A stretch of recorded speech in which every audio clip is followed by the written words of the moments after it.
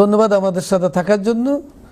আমরা যাচ্ছি আমাদের হাবিব ভাই, আপনার কাছে প্রশ্ন। জাতীয় সংসদে গুম ও মানবাধিকার অধ্যাদেশ বাতিল এবং 2009-এর মানবাধিকার বিষয়ক আইন পুনঃবহাল রাখা হয়েছে, বিষয়টি নিয়ে আপনার মূল্যায়ন কি? ধন্যবাদ জরিফ ভাই। জি, যে 2009-এর যে আইনটা সেটাকে মানে রিইনস্টল করা হলো, তো আমি মনে করি এখানে ইন্টারন্যাশনাল স্ট্যান্ডার্ডে যদি ধরি সেখানে অনেকটা মানে এখানে ঘাটতি রয়েছে এই আইনের। সেটা হলো, যদি আমি ফরমেশনের দিকে যাই, ইন্টারন্যাশনাল স্ট্যান্ডার্ড যেটা, সেটা হলো এটা হবে স্বাধীন এবং সকলের সেখানে সম্পৃক্ততা থাকবে, অংশগ্রহণ থাকবে। কিন্তু এখানে যে আইনে যেটা আছে 2009-এর যে আইনটা ছিল, যেটাই মানে রিইনস্টল করা হলো, ওখানে সরকারের একটা হস্তক্ষেপ থাকবে।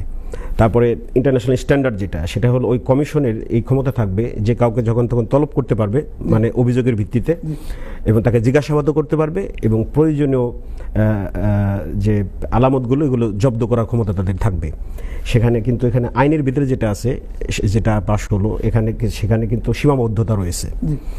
আর একটা বিষয় হলো আইন শৃঙ্খলা, মেইন যেটা আইন শৃঙ্খলা বাহিনী। আইন শৃঙ্খলা বাহিনীতে যদি কেউ কোনো অপরাধের সাথে মানে যুক্ত হয়, সেই অভিযোগটা যদি আসে, সেক্ষেত্রে ইন্টারন্যাশনাল স্ট্যান্ডার্ড যেটা, সেটা হলো যে তাকে তারা তলব করতে পারবে, সরাসরি জিজ্ঞাসাবাদ করতে পারবে এবং তদন্তও তারা করতে পারবে।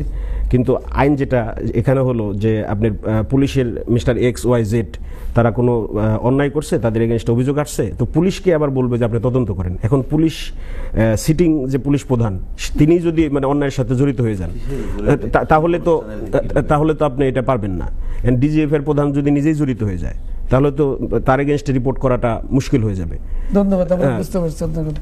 এই যে আমাদের এখানে যে এবার যে কাউন্সিল যে নির্বাচনটা হচ্ছে, যে বিভিন্ন আপনার পার্টির থেকে লেবার, কনজারভেটিভ, UK রিফর্ম, আমাদের ইব্রাহিম ভাই যে কথাটা বললো যে এই বছর বাংলাদেশে আমাদের ব্রিটিশ বাংলাদেশিদের মাঝে একটা ইন্সপিরেশন আসছে যে এখানকার রাজনীতিতে ইনভলভ করতে যাচ্ছে। আপনাদের এই ইয়েতে লোটন থেকে কি অবস্থা সেখানে? এক্ষেত্রে আমাদের বাংলাদেশি কমিউনিটি যদি কম্পেয়ার টু আদার্স, আপনার আমাদের পাশে যে ভারত আছে, ইভেন পাকিস্তান, তাদের তুলনায় কিন্তু আমরা অনেকটা পিছিয়ে আছি।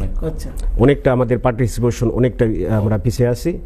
তো এখন নতুন করে যে মানুষের ভিতরে একটা ইন্সপাইরেশন শুরু হয়েছে, তারা স্টেপ ইন করছেন, তো আমি এটাকে পজিটিভলি দেখছি। তো তবে আমাদের এবার আগায় আসতে হবে। তো এখানে আপনার জয় পরাজয় সেটা ভিন্ন বিষয়। তো যদি এই লেগেসিটা যদি কন্টিনিউ হয়, তাহলে ভবিষ্যৎ পরবর্তী প্রজন্ম তারাও উৎসাহিত হবে এবং এইটা কাউন্সিলর হলেই তো আপনার মেয়রের একটা সম্ভাবনা থাকে। সেক্ষেত্রে তাদের যে স্টেপ ইনটা, এটাকে আমি স্বাগত জানাই, খুবই পজিটিভলি দিচ্ছি। Thank you.